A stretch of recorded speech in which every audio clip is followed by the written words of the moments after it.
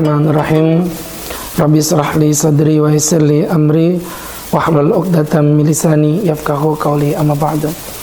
Assalamualaikum warahmatullahi wabarakatuh.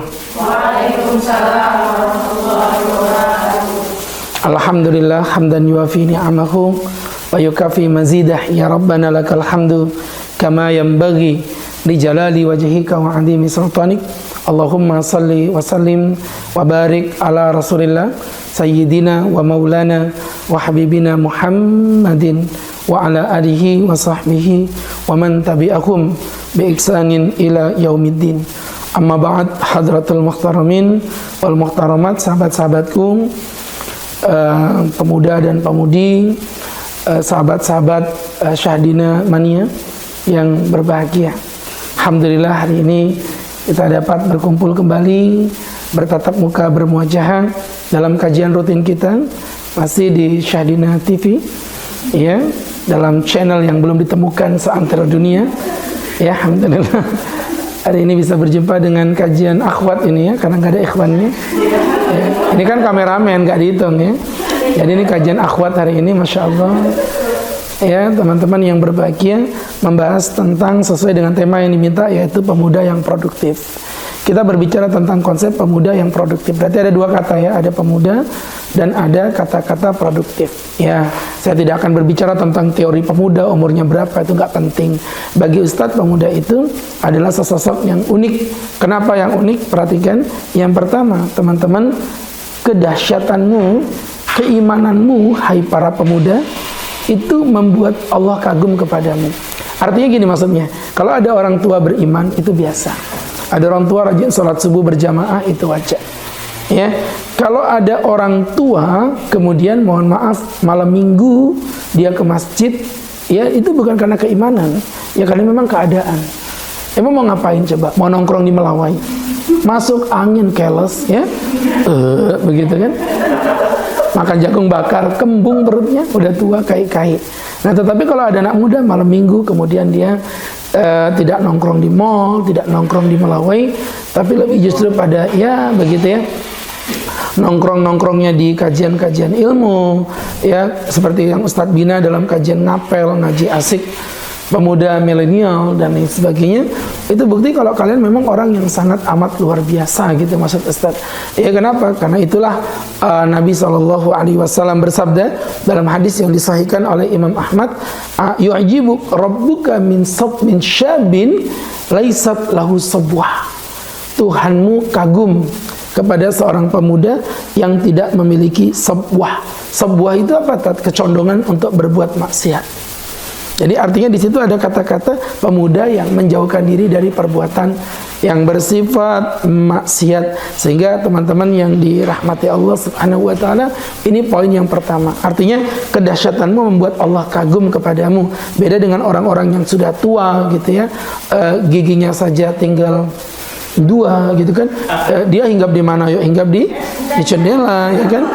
Namanya dia burung kakak tua, subhanallah, ya. Ini kayak pernah dengar di mana gitu Ustaz kita. Jadi teman-teman yang dirahmati Allah Subhanahu wa taala, ini orang-orang yang sudah tua kebaikannya itu adalah baik. Tapi anak-anak muda kebaikannya itu adalah sesuatu yang maha baik. Karena di saat tubuhnya masih kuat dan perkasa, dia mampu menghilangkan sebuah. Apa sebuah tadi, Mas? Terserah kalian lah, apa aja nggak penting, ya.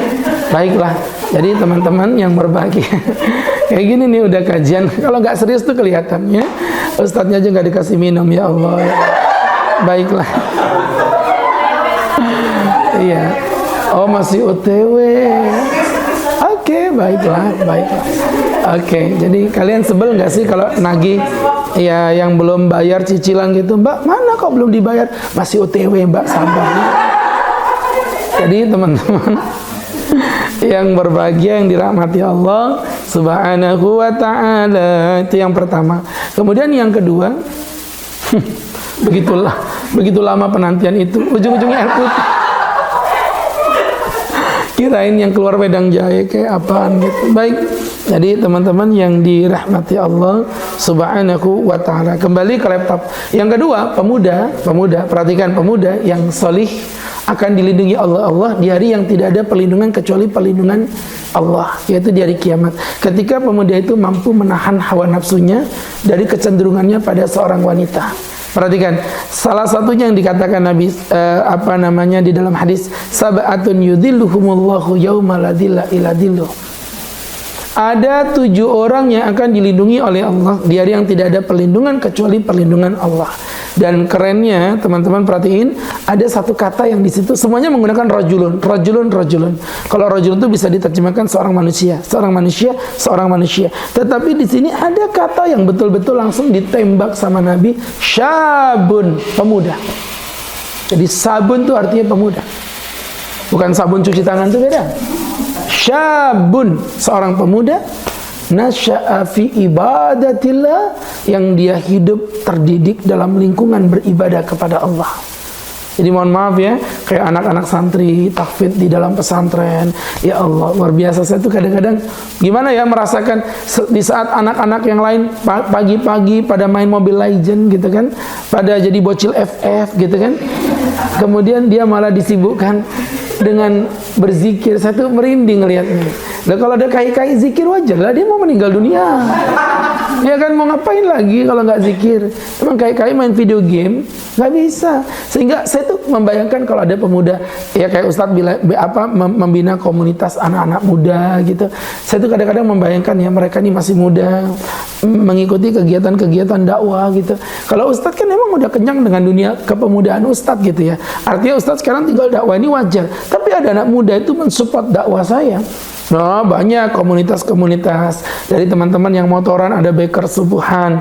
Ustadz mau kajian di mana? Kita support, kita datengin bareng-bareng naik motor. Ada komunitas teman-teman dari Kopi Mocha. Ustadz ceramah kemanapun di syuting, di share, ya kan, subhanallah, di like and subscribe, luar biasa. Ya memang followersnya Kopi Mocha belum banyak, tapi lebih banyak lah dari Sahdina. Jadi teman-teman yang dirahmati Allah. Ini bukannya sombong ya, cuma sedikit takabur aja ya kan. Jadi teman-teman yang dirahmati Allah, dia mau roasting terus gitu, ujung-ujungnya kok undang aku juga kalau ya kan. Jadi teman-teman itulah kadang dibully tapi ngangenin ya kan. Jadi teman-teman yang berbahagia, yang dimuliakan Allah Subhanahu wa taala. Ustaz tadi ngomongin apa tadi itu? Oh, pemuda yang mensupport Ustadz. Dari kalangan wanita ada Sobmus, ya, sobat muslimah, Masya Allah. Kalau kegiatan wanitaan mereka mensupport luar biasa. Nanti dari kalangan emak-emak ahli sedekah ada GNB, gerakan nikmatnya berpoligami. Jadi subhanallah, berbagi, maaf salah ngomong ya kan. Gerakan nikmatnya berbagi suami. Jadi teman-teman yang dimuliakan Allah, artinya kalau kita pelajari, ini mereka mensupport dakwah Ustadz. Agus Sarhuda itu bukan apa-apa, nggak bisa apa-apa, ya kan? Untuk urusan pembangunan pesantren ada yang mensupport. Salah satu lembaga properti syariah terkenal di Balikpapan yang cicilannya hanya 999 rupiah. Selebeu, ya. Jadi subhanallah. Teman-teman yang berbahagia ya, jadi artinya semua ada bidangnya gitu kan. Dan kalau Agus Sarhuda sendirian, siapa lah Agus Sarhuda itu? Tapi karena disupport dengan teman-teman Kopi Mocha dari medianya, Sobmus dari wanitanya, pesantren Ibnul Karim disupport sama PT Sahdina dari sisi pembangunannya. Jadi kita alhamdulillah jalan bareng-bareng, dan itulah dakwah. Dan ketika anak muda mengabdikan dirinya dalam dunia ibadah, itu tadi yang dikatakan Nabi, orang Allah akan lindungi dia di hari yang tidak ada perlindungan kecuali perlindungannya Allah. Jelas ya? Ini keutamaan yang luar biasa. Kemudian berikutnya yang ketiga, teman-teman yang dirahmati Allah, ternyata pemuda itu menjadi sifat dasarnya penghuni surga. Halo? Orang kota aja kok mbok liatin toh mbak, ya Allah. Dengerin Ustaz sini ya. Ada kota lewat, kau lihat, terus kau samakan kota itu dengan mukaku begitu, ha? Jadi teman-teman, iya nggak apa-apa, biasa ya. Oke. Tumben ada susu beruangnya.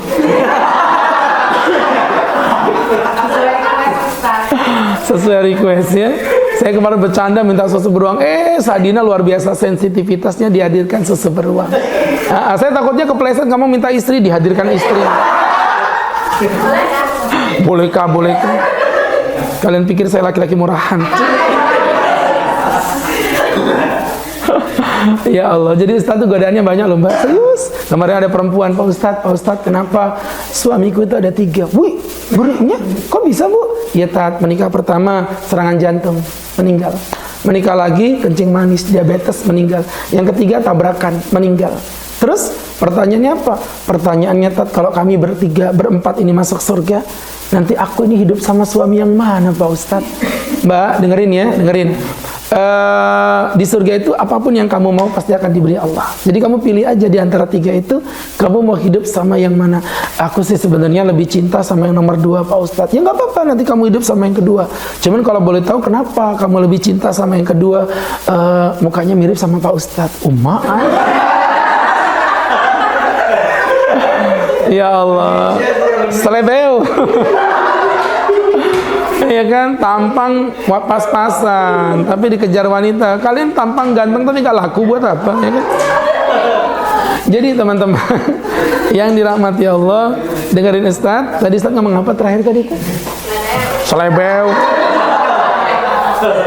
Bahwa pemuda itu menjadi keadaan ahli surga. Jadi kalian kalau tahu nanti ya gimana di surga kita, ya kayak umur-umur pemuda kalian gini nih.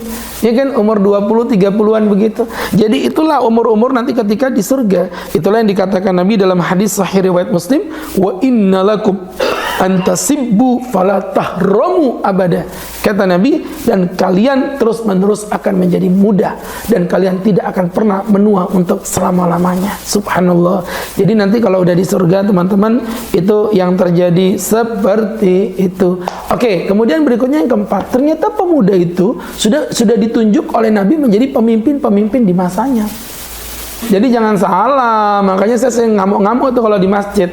Kalau saya ngamuk-ngamuk, orang mau denger gitu kan. Kenapa saya belain tuh yang anak-anak muda? Hei bapak-bapak, hai kai-kai, kalian jangan belagu. Masjid ini jangan kau kuasai sendiri. Berikan anak muda kesempatan mereka untuk bergerak di dalamnya. Loh iya, ini mohon maaf loh teman-teman. Saya sering bilang, kenapa anak muda itu nggak mau ke masjid? Karena kelakuan bapak-bapak yang tua-tua itu. Mereka seakan-akan mendominasi, anak muda nggak dikasih kesempatan untuk berkreativitas. Dengerin, jadi tapi kan anak muda masih minim ilmu, takutnya salah. Nah, lepas dia, tapi pandang, pegang buntutnya. Buntut belakang, bukan depan ya, hati-hati ya.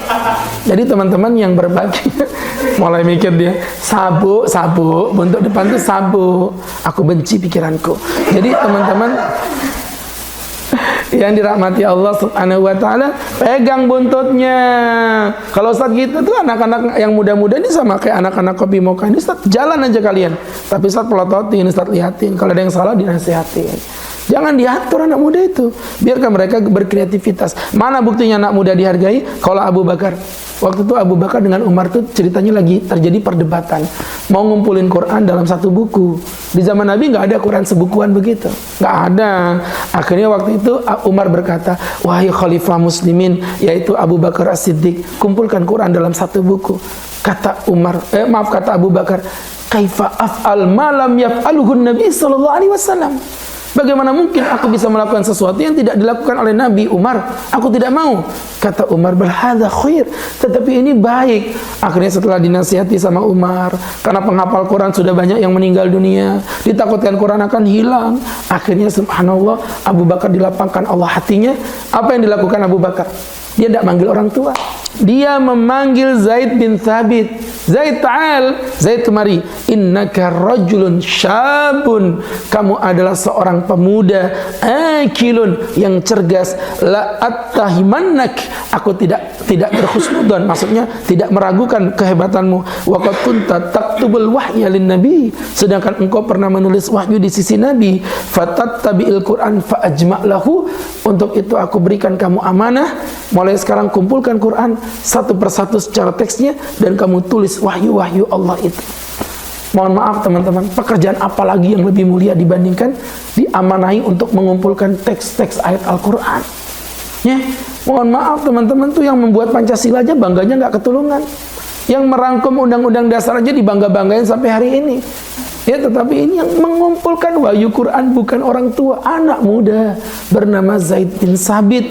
Teman-teman yang dirahmati Allah, dari sini kalau kita pelajari kesimpulannya, pemuda itu keren banget. Pemuda itu dahsyat banget walaupun rentan pula dengan godaan. Pemuda itu jeleknya dia nggak stabil ya. Semangatnya itu semangat yang tipuan. Udah semangat berdakwah hanya karena masalah perasaan, dibawa-bawa baper ya kan. Apalagi laki yang dia suka udah mulai bergeser, tidak menghiraukan dia, udah di pojokan gitu ngadep ke jendela sambil termenung. Begitu sulit lupakan Rehan, apalagi Rehan baik. Gila memang kalian di situ ya. Jadi teman-teman yang berbahagia itu model kayak gitu ya, nggak ngerti Rehan aja, nggak gaul, nanti di download aja di YouTube itu. Wih, penyanyinya cantik banget men, bening mukanya, perhatiin nanti ya. Baiklah, jadi teman-teman yang dirahmati Allah, nah dengan dasarnya seorang pemuda ini maka sangat bodoh sekali, mohon maaf, sangat aib sekali, sangat menjijikkan sekali apabila pemuda itu tidak memanfaatkan momen yang indah seperti tadi itu, dengan kelebihan-kelebihan fisiknya ya kan, mohon maaf ya, dengan kelebihan akalnya nggak bisa dipungkiri lah. Dulu Ustaz waktu zaman masih muda, itu yang namanya ngapalin Quran ya teman-teman ya. Kejar target, pernah Ustaz tuh ngapalin sehari, 2 hari itu dapat 1 juz. Gara-gara kalau nggak ngapal saya nggak boleh pulang ke Indonesia. Masih muda, gampang. Sekarang nih kadang-kadang kita ngapalin hadis 1 biji aja susahnya luar biasa.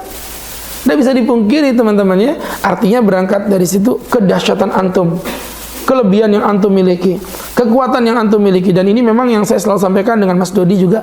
Kok keren banget sih antum itu? Kenapa Tat? Antum itu punya anak buah muda-muda begitu ya. Makmumnya di belakang, kurang ngajar kau Ji, kau tipu aku Ji. Lah emang tahu dari mana kau bakal nahan kentut? Ya kan? Yang ketiga atau yang terakhir itu salatnya harus yang ihsan. Apa ihsan itu Pak Ustadz? Anta'budallah ka'annaka tarah, kau menyembah kepada Allah seakan-akan kau melihat Allah, atau seakan-akan Allah yang melihat dirimu. Visualisasikan kita lagi nunduk, nih nunduk begini, Allah ngeliatin kepala kita. Nggak usah bayangin Allahnya gimana, bayangin aja Anda dilihat oleh Zat yang maha perkasa. Di belakang ada malaikat Israel pencabut nyawa. Ini salat yang terakhir buat kita. Sebelah kanan ada surga, sebelah kiri ada neraka, dan kita cuma berdiri di atas seutas tali seperti ini, yang kita bisa kepleset di antara salah satunya. Itu salatnya pasti bakal dalam banget. Mirip seperti salat di depan calon mertua. Allahu Akbar. Karena ada calon mertua. Iya. Alhamdulillahi Rabbil Alamin. Ada calon mertua. Ghairil maghdubi alaihim waladdallin. Mertuanya jawab amin. Ya? Karena ada calon mertua. Tapi kalau sholat sendirian di mes-mesan gak ada yang lihat, Masya Allah. Sholatnya ngalang-ngalai Valentino Rossi. Ngebut, Allahu Akbar, Allahu Akbar. Saking lajunya, Sami Allahu Akbar. Derapel jadi satu. Mudah-mudahan bermanfaat dan bisa diambil hikmah untuk kita bersama. Barakallahu fiik. Semoga Allah. Kenapa? Nggak bisa. Tadi suruh tanya nggak mau tanya, sekarang udah ditutup, nggak bisa. Kalian pikir aku Ustadz murahan? Aku itu nggak bisa digituin. Singkat, padat, bermakna. Bagus sekali, nggak masalah. Baik, kita cukupi sekian ya. Tadi sama psikologinya sama, itu kan kita harus fokus nih sholat nih. Kadang rakaat keberapa tuh kadang lupa gitu Ustaz, itu gimana Ustaz? Ya kalau biasanya, saya tuh kalau pribadi saya lupa gitu. Saya tuh biasanya nggak inget gitu ya, itu masalahnya. Jadi teman-teman, gini. Iya dengerin dulu Ustaz belum ngomong ini. Perempuan mah gitu ya. dengerin Ustaz. Dengerin Ustaz. Jadi ketika Anda sholat, Anda lupa rakaat, itu udah ada hadisnya. Nabi langsung bilang, idza syakka ahadukum fis shalah, jika kalian bimbang di dalam sholat, as-shalah tsalatan am arba'ah, apakah sholat 3 atau 4, falyakhud bil yakin, ambil yang meyakinkan, buang yang meragukan. 3 sama 4 itu yang meyakinkan mana? Lihat titiknya. 1, 2, 3, 4. 1, 2, 3. Yang ketemu bloknya itu mana? Hah? 3. Kebayang nggak sih yang ilustrasi Ustaz tadi? 1, 2, 3, 4. Oh, 2, 3. Berarti yang bisa diblok 3. Ambil 3. Ya, Anda sholat 3. Kalau itu memang 3, alhamdulillah. Berarti pas. Tapi kalau Anda bilang 3, ternyata itu 4. Berarti sholat Anda jadi berapa? 5 rakaat. Kata Nabi, itu sedekah dari Tuhan. Itu sedekah dari Tuhan. Jadi 3 atau 4 berarti ambil 3. Ini berlaku untuk semua. Tawaf 5 atau 6 ya? 5 atau 6 ya? Berarti 5. Istriku 1 apa 2 ya? 1 apa 2 ya? Berarti 3 ya? Udah jelas? Oke, baik teman-teman yang berbahagia, Masya Allah. Ini memang kalau belajar tentang salat itu lebih luas lagi ya. Kajian salat itu kajian fikih terpanjang teman-teman. Kajian salat itu kajian fikih paling panjang dalam kajian fikih. Itu bisa kalau Ustadz pribadi ya, ada beberapa jam. Apalagi kalau fikihnya fikih muqarrin, fikih perbandingan, itu bisa bertahun-tahun. Maka butuh kesabaran. Itu maksud Ustadz tadi teman-teman, carilah kajian-kajian di luar sana ya, yang betul-betul kalian bisa ikutin. Jadi ngilmu itu nggak cuma berdasarkan semangat, tapi berdasarkan bobot ilmu yang betul-betul antum cari, sehingga antum bisa beramal tuh murni karena ilmu Allah. Begitu ya. Mudah-mudahan bermanfaat, dan mari kita berdoa kepada Allah Subhanahu wa taala. Amin. Allahumma amin. Alhamdulillah rabbil alamin. Hamdan yuafi ni'amah wa yukafi mazidahu. Ya Rabbana lakal hamdu kama yanbaghi li jalali wajhika wa 'azimi sultanik. Allahumma salli wa sallim wa barik ala rasulika sayyidina Muhammadin fil awwalin wal akhirin wa fi kulli waqtin wa hin wa fil mala'il a'la ila yaumiddin. Inna nas'aluka salamatan fid din wa afiatan fil jasad wa ziyadatan fil ilmi wa barakatan fil rizqi wa taubatan qabla al maut wa rahatan indal maut wa maghfiratan ba'dal maut. Hawin alaina fi sakaratil maut wal afwa indal hisab wa najata minan nar. Rabbana atina fid dunya hasanah wa fil akhirati hasanah wa qina adzabannar. Rabbana innaka qulta fi kitabikal karim ud'uni astajib lakum ha nahnu da'unaka ya Rabbana fastajib lana kama wa'adtana innaka la tukhliful mi'ad ya qadiyal hajat iqdi hajatina wa hajatuna katsir wa anta la tahtaju ilal bayani wa tafsir birahmatika ya arhamar rahimin. Sallallahu ala sayyidina Muhammad nabiyil ummi wa ala alihi wa sahbihi wasallam warzuqna lahul mutaba'ati lahu zahiran wa batinan ya arhamar rahimin bi fadli subhanaka rabbika rabbil izzati amma yasifun salamun alal mursalin alhamdulillahi rabbil alamin. Barakallahu fiik. Mudah-mudahan berkah selalu untuk kita dan untuk PT Syahadina. Semoga Allah cintai kita, semoga Allah masukkan kita ke dalam surganya. Billahi taufik wal hidayah. Assalamualaikum warahmatullahi wabarakatuh.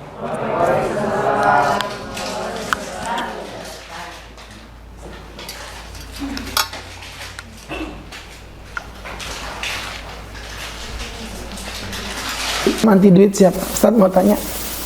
Ini pengajian. Ini pengajian. Terus kalian pikir mentang-mentang pengajian, ini susu beruang dibeli pakai doa? Ya Allah. Susu beruang ya Allah. Yang ada kalian ketemu beruangnya. Nggak ketemu susunya. Ya iyalah. Ini dibeli pakai duit, Bang. Ya, kalian pikir mentang-mentang saya ustaz. Terus dari Karangjati jauh-jauh ke Sepinggan terbang naik ambal begitu. Naik motor. Pakai bensin, bahkan tadi Pertamax lebih mahal. Makanya wajar kalau minumannya susu beruang, ya kan? Subhanallah. Jadi teman-teman yang berbahagia, kejar income, nggak apa-apa.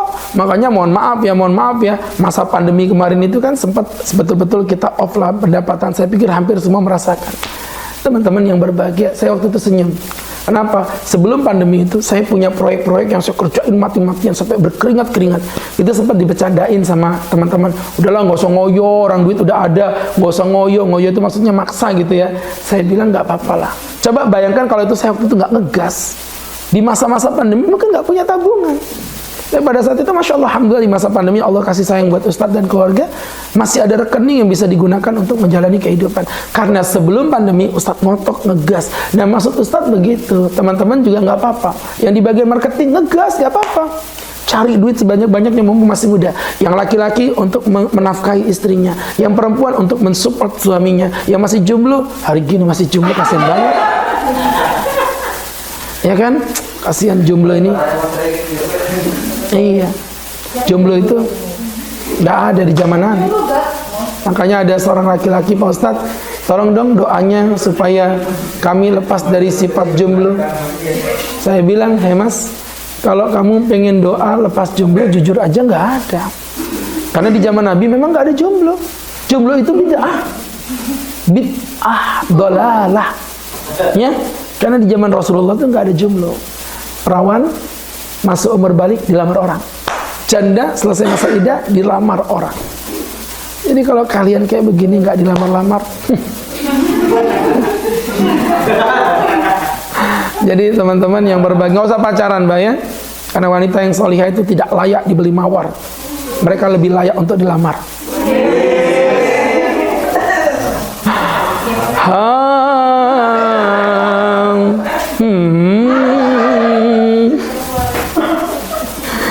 Jelas dong, masa enggak, ya kan? Jadi sahabat-sahabatku yang berbahagia, itu yang kedua, fokus menghasilkan income. Letak, apa hubungannya income dengan penjelasan Ustadz sebagai seorang Ustadz yang berceramah? Saya bilang teman-teman, jelas terhubung. Karena agamamu nggak bakal sempurna tanpa duit. Tahu nggak? Rukun Islam ada berapa? Ada 5. Pertanyaan Ustadz sekarang, coba dijelasin. Dari 5 tadi, ada berapa yang langsung berkaitan dengan uang? Ada 2. Saya nggak tanya haji, saya tanya ada berapa. Susah amat sih ngomongnya. Ini masuk Sadina tuh nggak ada tes-tesan begitu, asal ambil aja begitu. Jadi teman-teman, ada berapa yang berkaitan dengan uang? Ada 2. Ya, baru saya tanya, apakah 2 itu? Zakat dan haji. Itu baru rukun Islam. 5, 2, berarti 40% dong. 40% agama kita didirikan di atas uang. Terus Anda mau bilang Anda anti uang, pret. Membangun masjid, yang akan dibangun Masjid Abdurrahman bin Auf, pakai duit. Apalagi ini Pak Ustadz, kita butuh mensupport kegiatan-kegiatan pesantren, membangun wakaf-wakaf masjid, membangun ini itu dan lain sebagainya, pakai duit. Ini layar-layar kamera yang dibuat syuting ini untuk berdakwah, belinya pakai duit. Ya, sehingga berangkat dari situ, kumpulkan income Anda agar kelak Anda menjadi orang yang betul-betul kaya, yang dengan kekayaan itu membuat Anda masuk surga. Itu cita-citanya. Makanya ada 2 orang yang boleh diiriin. Kan kita ngiri dosa tuh. Jangan ngiri terus, nganan sekali-kali biar nggak nabrak, ngiri aja, ya. Jadi teman-teman, jadi hidup itu nggak boleh ngiri. Kenapa? Karena kalau kita iri sama orang, berarti kita berada pada kebodohan. Iri pada sesuatu yang nggak keren.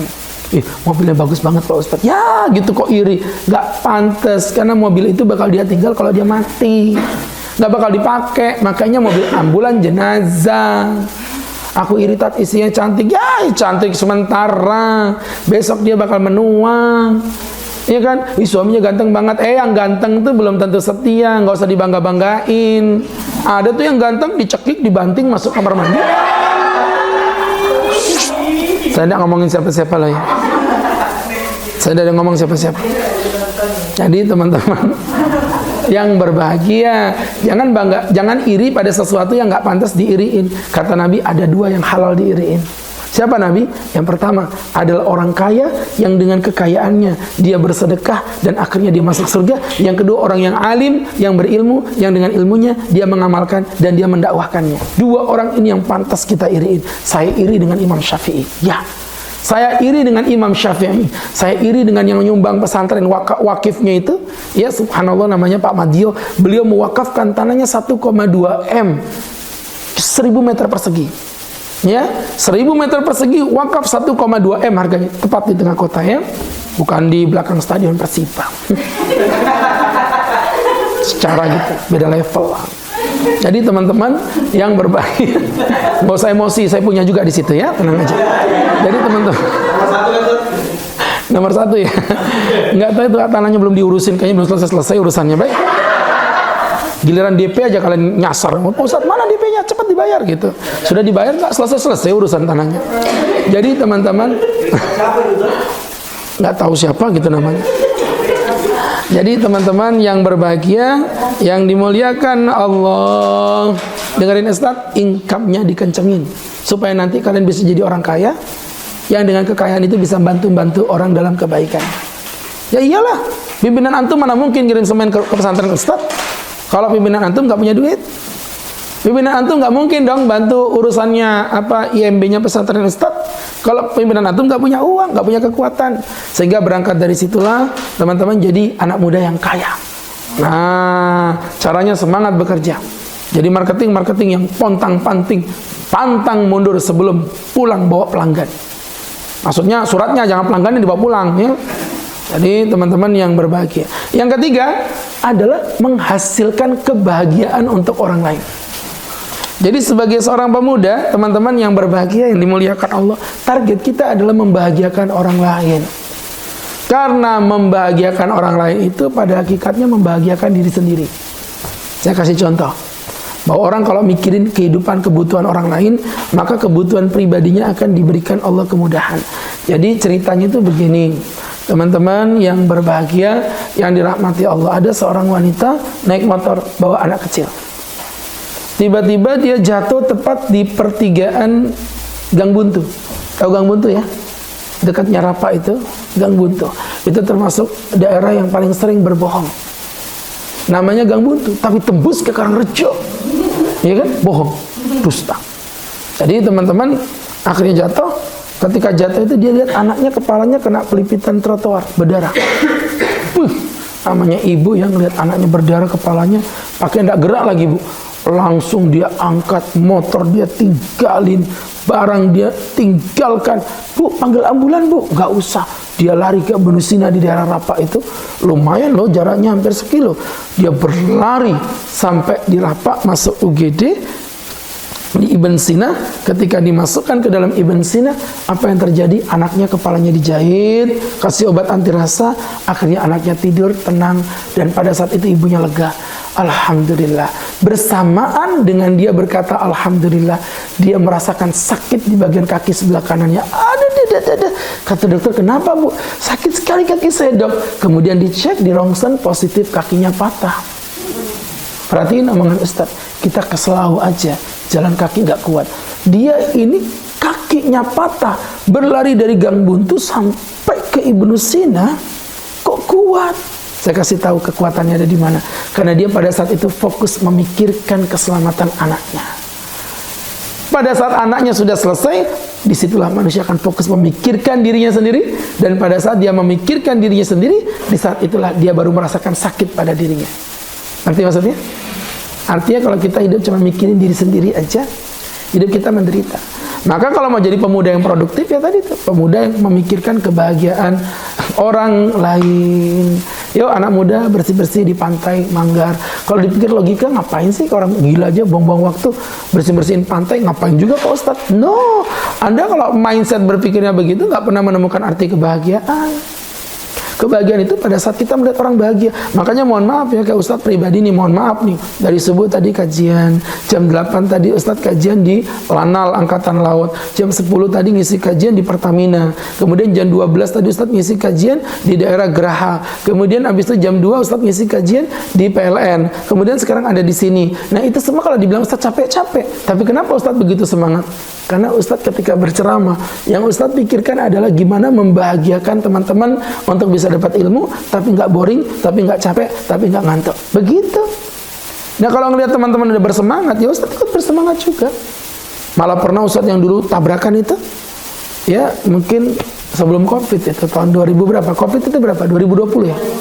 Ya, 19 akhir. 2020 betul. Saya jatuh waktu itu sini tulangnya patah.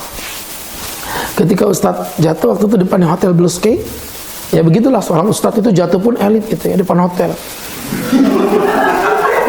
Kalau kalian kan jatuh Pak Ustadz di mana? Di WC ya. Nggak keren. Apa yang terjadi teman-teman yang berbahagia?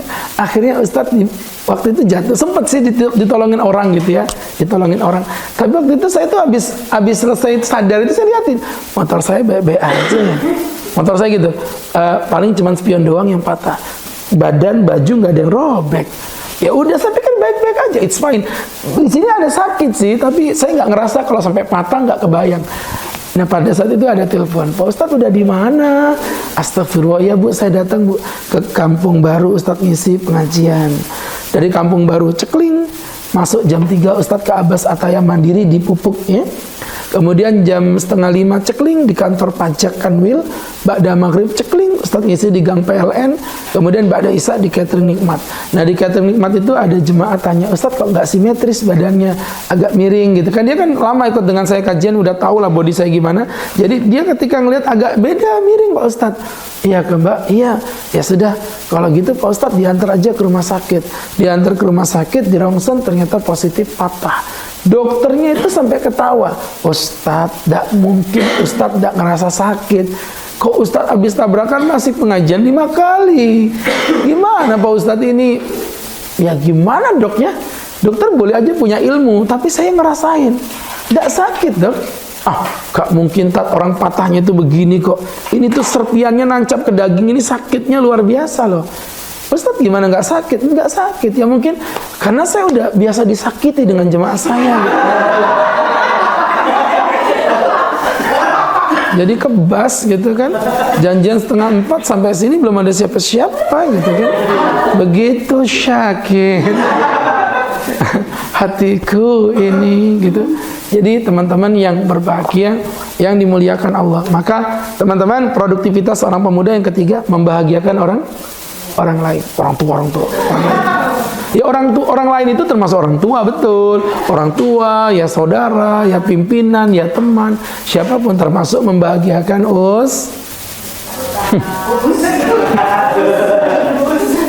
Nah, jelas ya.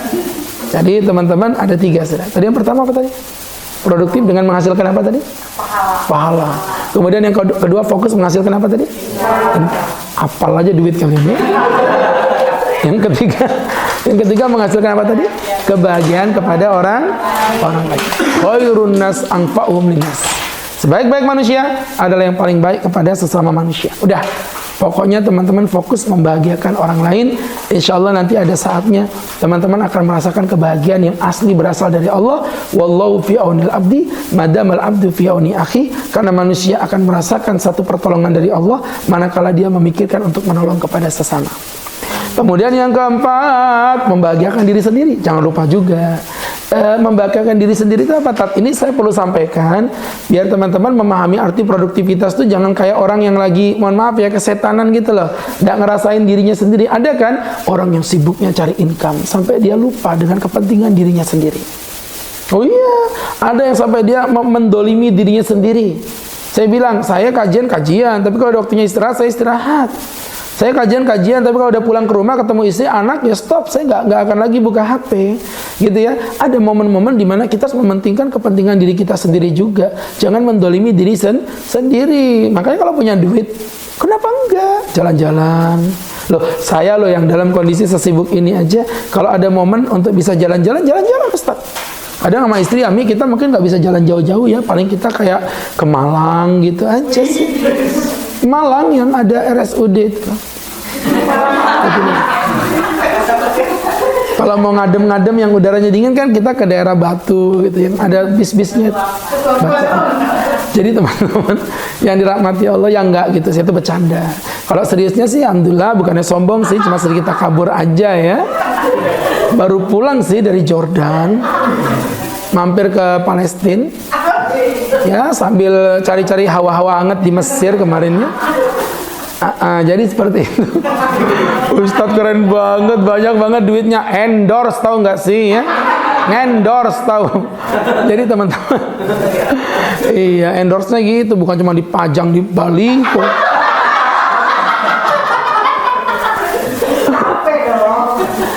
ngendorse perusahaan baju, namanya Baju Bilal. Itu ketepatan yang punya memang kenal dekat sama saya. Bu Iin, Pak Ustadz mau nggak endorse gitu ya? Endorse apa Bu? Baju. Tapi mohon maaf Pak Ustadz, ini nanti fotonya bukan di Indonesia, tapi ke Jordan, Palestina, sama ke Mesir. Apa Ustadz berkenan? Ya saya sebenarnya sibuk ya. Tapi ya udahlah, nggak apa-apa lah sih. Padahal saya hampir terkencing-kencing rasanya. Ya Allah, makasih bisa jalan-jalan gitu, bukan cuma dipajang di Bali. Jadi teman-teman yang dimuliakan Allah, jadi membahagiakan diri sendiri, healing, nggak ada masalah. Jadi orang Islam tuh healing, nggak selalu tegang. Nabi Muhammad aja sering bercanda kok, ya kan? Makanya ada orang bilang, apa sih Ustadz Agus ini ceramah kok isinya bercanda? Babang dengerin Ustadz ya. Jadi orang jangan kaku, kebanyakan makan micin antum. Iya, Nabi Muhammad aja sering bercanda kok. Waktu itu Nabi Muhammad tuh ketemu seorang nenek-nenek. Kata nenek, ya Nabi, apakah aku besok masuk surga? Kata Nabi, maaf nek, di surga tidak ada nenek-nenek. Nangis dia.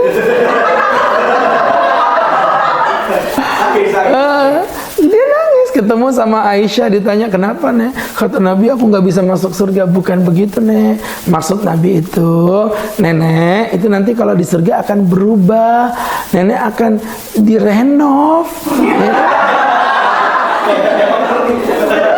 Menjadi gadis 17-an ala-ala Cherry Belle gitu ya. Jadi teman-teman, Nabi bercanda loh. Maka Nabi bahkan kadang dibully, tapi Nabi cerdas jawabnya. Sama waktu itu Nabi lagi ngobrol dengan beberapa sahabat, lagi ngobrol gitu, akhirnya Nabi makan kurma, kan ya kayak kita makan kacang gitu lah, kan ada bijinya itu ditaruh. Imam Ali di sebelahnya, Imam Ali makan kurma juga, bijinya itu digeser ke Nabi, Nabi nggak sadar, kan Nabi ngobrol, digeser. Selesai ngomong, Imam Ali bercandain Nabi, Nabi, Anda ini makan kurma banyak banget. Tahu dari mana Ali? Bijinya itu banyaknya.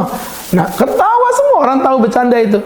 Dan Nabi nggak marah. Nabi cuma bilang, ya memang aku makan kurma banyak hari ini teman-teman, sehingga bijinya banyak banget. Wa anta Ali, sedangkan kamu Ali, atakulu tamar bidunin nawa, kamu makan kurma tanpa biji, mana kau punya biji? Kau telan itu ha? Iya. Jadi orang gitu, nggak usah baperan gitu. Jadi teman-teman yang dirahmati Allah Subhanahu wa taala, hidup mah dibawa santai. Ya, dibawa enjoy, nggak usah terlalu mikirin yang lain. Kalau nggak mau baper, untuk yang muda-muda jangan pernah pacaran. Nggak ada gunanya, itu semua membuat hidup kalian jadi nggak jelas.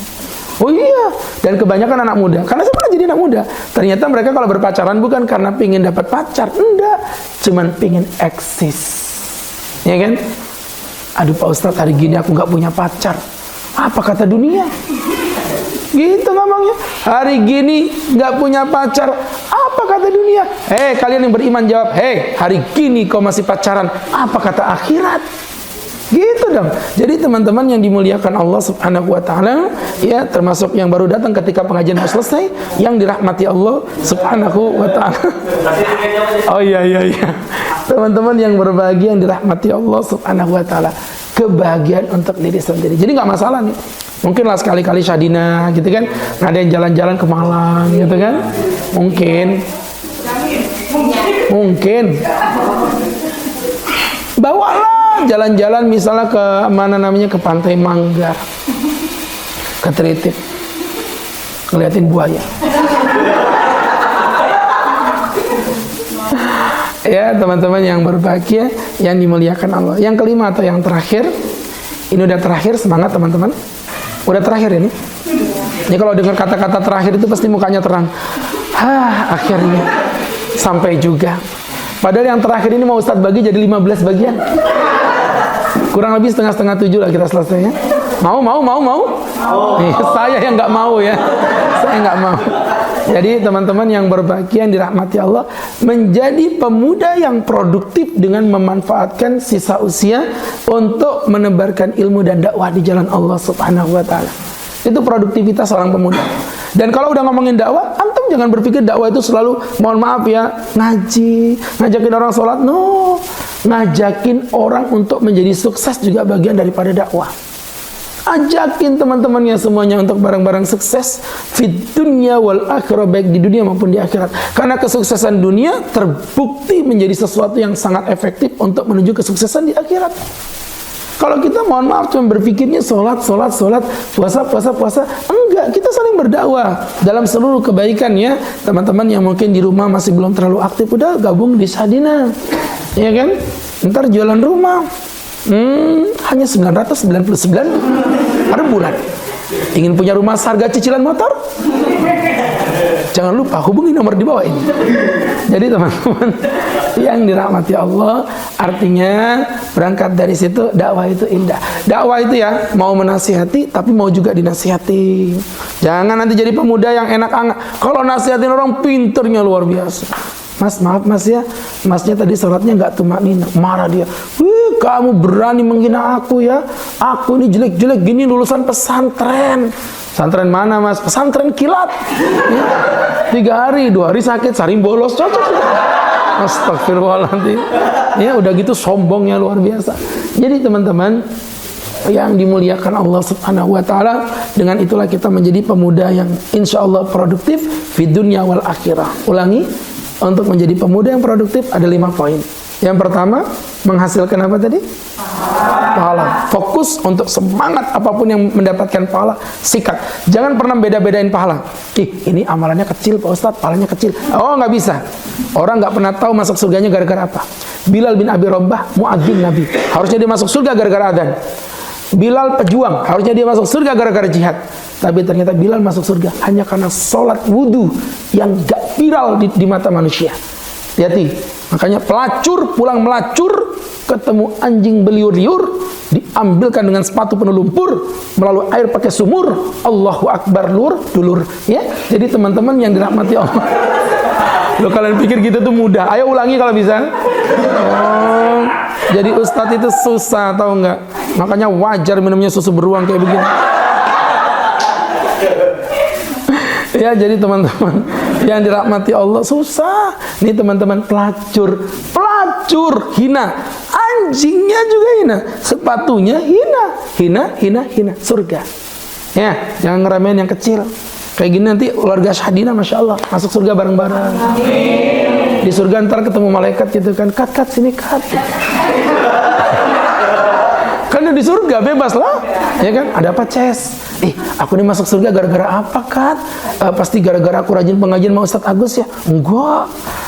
Aku sering berdakwah tuh ngajakin orang untuk ke properti syariah. Bukan. Terus gara-gara apa? Tar. Kamu masuk surga itu, ternyata kamu pernah memberikan susu beruang kepada seorang istri. Jadi gara-gara yang kecil justru masuk surga, ya. Jadi fokus kejar apapun yang berpahala. Yang kedua, fokus kejar apapun yang menjadi income. Semangat untuk jadi orang kaya. Jangan pernah mau jadi orang muslim yang miskin. Karena orang yang kaya jauh lebih memiliki potensi kuat untuk berdakwah dan menolong agama Allah Subhanahu wa taala. Yang ketiga, fokus untuk membahagiakan orang lain agar kita menjadi orang yang produktif, nggak cuma sibuk ngurusin dirinya sendiri, tapi membahagiakan orang lain. Yang keempat, kita fokus membahagiakan diri sendiri. Ada hak tubuh kita yang harus dijaga. Kalau waktunya istirahat, waktunya santai. Dan yang kelima adalah fokus menebarkan ilmu dan kebaikan atau dakwah. Itu 5 poinnya. Wallahu a'lam bishawab. Tidak memperpanjang, atau makin panjang juga nampaknya muka kalian tidak terlalu paham-paham amat. Ya, kita cukupi sekian saja. Selanjutnya tafadhal, saya kasih waktu 10 menit untuk sesi tanya jawab. Boleh berkaitan tema, boleh di luar tema. Ustaz berikan kesempatan. Falyatafadhal mashkura. Waktu Anda 10 menit terhitung dari sekarang. Silakan.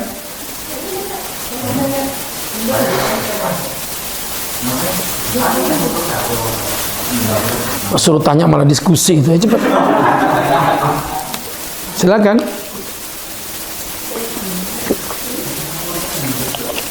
Ambil tanya itu yang gondrong di depan itu. Bagaimana kalau misalnya kita mau sholat lupa baca? Jadi mungkin lama nggak pernah sholat ya Ustaz ya.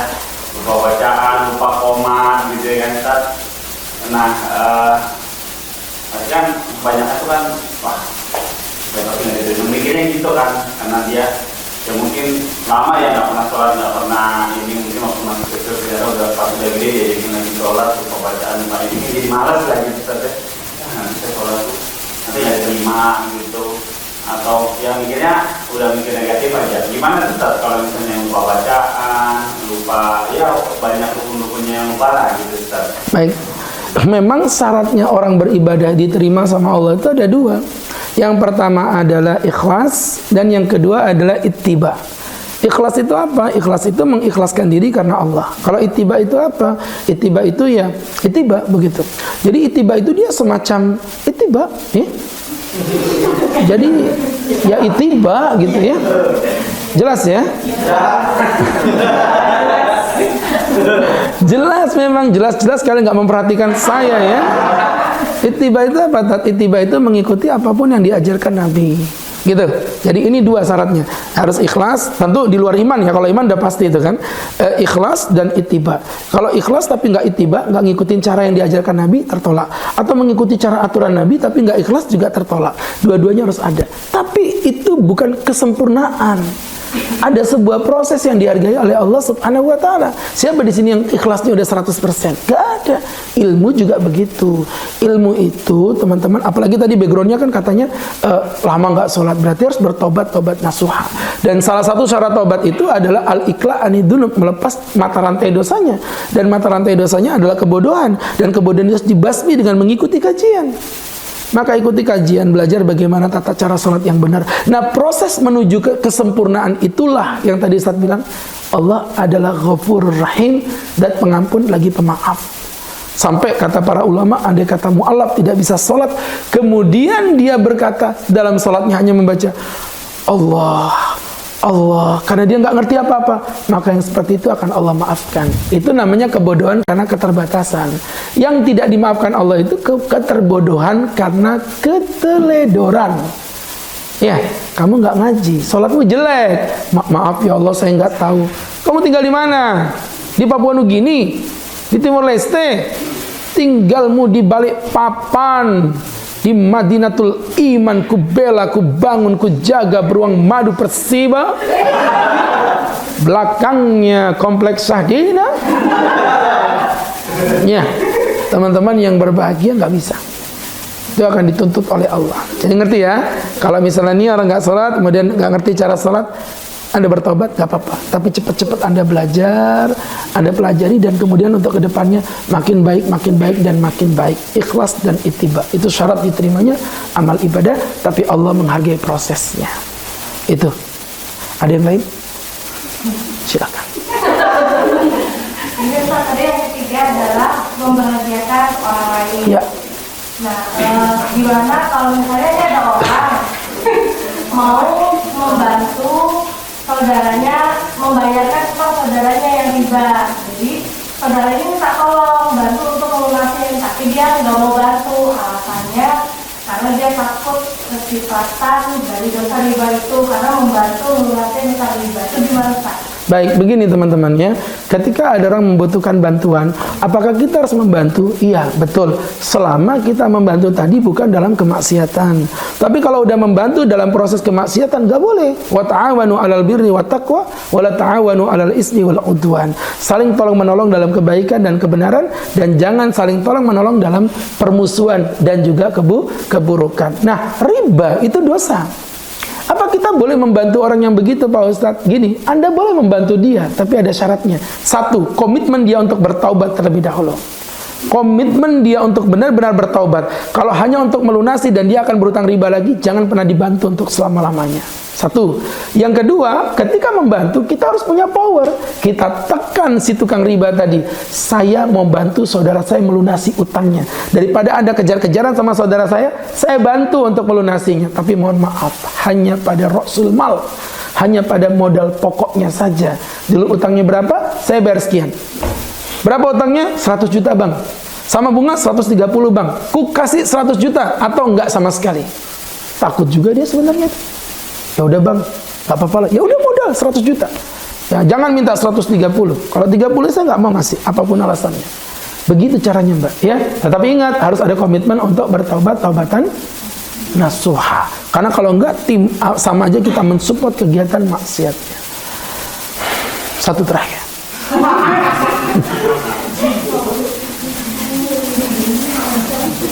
Silakan.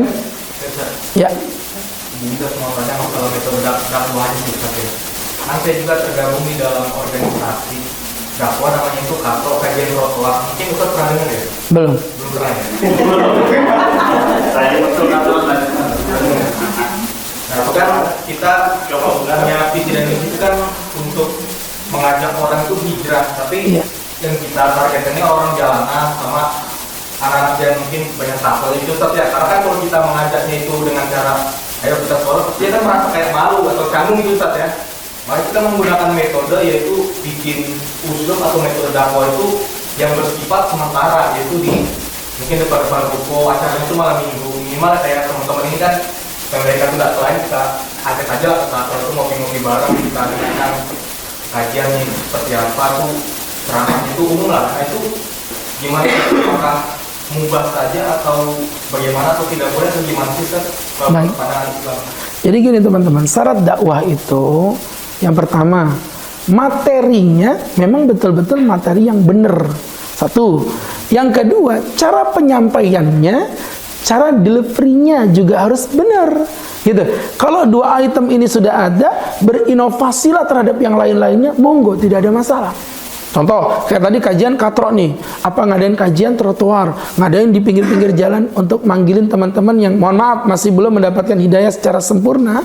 Maka apa yang terjadi? Nggak ada masalah Pak Ustadz, nggak ada masalah. Materi yang antum sampaikan apa dulu? Oh, yang saya sampaikan ngajak mereka untuk mengenal Allah Pak Ustadz. Bagus. Dakwah memang begitu, nggak bisa perfect begitu. Ustadz masuk ke lokalisasi, ada salah satu lokalisasi yang saya sering masukin. Cuma saya nggak mau nyebut nama, takutnya kalian terinspirasi untuk kesana. Ya kan? Ya adalah inisialnya saja Manggarsari. Jadi subhanallah, Ustadz masuk ke sana. Apa Ustadz berdakwah? Hei para pelacur-pelacur berjilbablah atau rambut akan dibakar oleh Allah Subhanahu wa taala. Tidak ada yang mau dengar dakwah di sana. Saya cuma bilang, Mbak, hidup ini ada nyiptain, namanya Allah. Salah satu konsekuensinya kita harus mengiyakan semua keinginannya. Allah ingin wanita yang baik, melindungi dirinya dari perbuatan-perbuatan yang nista. Itu aja. Gitu itu ya subhanallah ya, pelacur itu saking menghargai Ustadz. Kalau kajian kadang-kadang ada yang berjilbab, padahal dia pelacur. Gitu loh. Kenapa? Mulai kena tuh dikit-dikit, dikit-dikit. Saya bilang gitu, nggak apa-apa, yang penting kita doakan. Inovasi dalam dakwah itu nggak masalah. Jadi dakwah itu sama marketing sama. Bedanya kalau marketing ngejar target pelanggan, kalau ini ngejar target untuk dihidayahkan oleh Allah Subhanahu wa taala. Jadi kesimpulannya tidak ada masalah. Materinya bagus, cara penyampaiannya harus bagus. Hati-hati, nggak boleh melanggar syariat. Contoh, nggak apa-apa Tat, demi supaya mereka mau kumpul-kumpul, saya panggilkan perempuan seksi roknya yang pahanya kebuka, biar mereka semangat ke situ. Nah, itu cara yang tidak benar. Itu cara yang salah. Maka yang seperti itu tidak diperbolehkan. Jelas ya? Gak ada masalah. Nanti kapan-kapan kalau kolaborasi dengan teman-teman Kopi Mocha, gak masalah. Nanti kita cari momen untuk bisa kumpul dengan mereka. Ya, yang penting betul-betul dakwahnya lillahi ta'ala, bukan karena partai, bukan karena kebutuhan, hajat orang. Kita insya Allah open pada siapapun, tidak ada masalah. Satu terakhir. Senang saya kalau satu terakhirnya ada terus orangnya. Satu terakhir. Tidak ada? Kelima. Satu lagi. Boleh. Kenapa? Jadi satu terakhir ini satu lagi. Oh, satu lagi boleh. Mau bertanya? Ya. 4 3 Komunitas jamaah bekal nyatanya. 2 Jadi kalau misalnya gini misal, kalau misalnya kita punya teman ini, yang teman kita itu dia pelaku maksiat gitu, maksiat, terus kita itu ngumpul bareng sama mereka terus gitu ya. Terus tadinya kita ini mau dakwahin mereka gitu, mau dakwahin mereka dengan harapan bahwa kalau misalnya kita, mungkin di antara teman-teman yang rusak kita yang baik gitu ya, nah gitu. Terus kita kumpul terus tuh di situ, maksudnya dengan harapan kita tuh ingin kalau ada kita ya paling enggak mereka bisa lebih baik lah, paling enggak kita bisa PR ke mereka. Tapi aktualnya kan ini tak apa namanya biasanya justru malah kalau yang lebih banyak setan itu kan yang jadi malaikatnya tuh jadi berubah jadi setan gitu kan Ustaz, ya. Iya. Nah apa yang kita lakukan Ustaz? Apa kita tetap hidup gitu berkumpul dengan mereka atau kita keluar dari zona itu? Baik, itu jawabannya memang ambigu. Kenapa saya bilang ambigu? Karena ada ketergantungan, tergantung, begitu jawabannya begitu. Tergantung apa, Tat? Tergantung apa yang digantung. Ya, yang digantung itu apa? Yang digantung itu yang tergantung. Ya. Jadi subhanallah, itu jawabannya luar biasa. Ya, amazing. Bahkan tidak pernah terbesit dalam pikiran saya. Jadi teman-teman, tergantung antum derajatnya apa. Antum derajat hijrah atau derajat dakwah. Kalau derajatnya hijrah, pakai ayat tentang kewajiban memilih sahabat. Kan Nabi udah bilang, almaru ala dini khalilih. Seorang muslim bergantung pada saudaranya, agama saudaranya. Kalau kita berteman orang baik, kita jadi baik. Berteman dengan orang jahat, kita jahat. Hadis ini yang digunakan kalau momennya momen hijrah. Tapi kalau level antum level dakwah, betul, tak pandang bulu siapapun didatangin. Ya kayak tadi, Ustaz ke lokalisasi, gak ada masalah. Memang tujuannya murni untuk karena dakwahnya Allah Subhanahu Wa Taala. Kalau antum sudah pada level itu, nggak apa-apa, silakan kemanapun diperbolehkan. Ya, maka berangkat dari situ. Untuk itu kita belajar dulu, memastikan diri. Saya ini Pak Ustadz masih level hijrah. Oh nggak usah kalau gitu. Karena memang kemaksiatan betul yang antum bilang tadi lebih dominan dibandingkan kebaikan. Iya, gini aja lah. Dalam rangka menyambut Ustadz Agus, maka ini ruangan disemprot pakai parfum jeruk 1 botol. Baunya wangi jeruk, fresh. Kalian tahu, 1 botol ini kalah hanya dengan 1 tembakan mengarah ke lantai, silent. Pes. Tahu dong? Tahu kan? Hanya 1 tembakan ke lantai, silent. Akan menghancurkan wanginya ruangan yang 1 botol tadi. Itulah kuatnya keburukan dibandingkan dengan kebaikan. Pakai parfum dari Karangjati ke sini naik motor, hilang parfumnya. Coba kalau bawa ketek dari Karangjati ke sini, semakin kuat. Ya, keburukan itu begitu sifat. Jadi tergantung makomnya. Baik, sahabatku, kita cukupi sekiannya. Mudah-mudahan bisa diambil manfaat dan hikmah. Dan berjumpa lagi di lain kajian. Barakallahu fiik. Kita tutup dengan berdoa.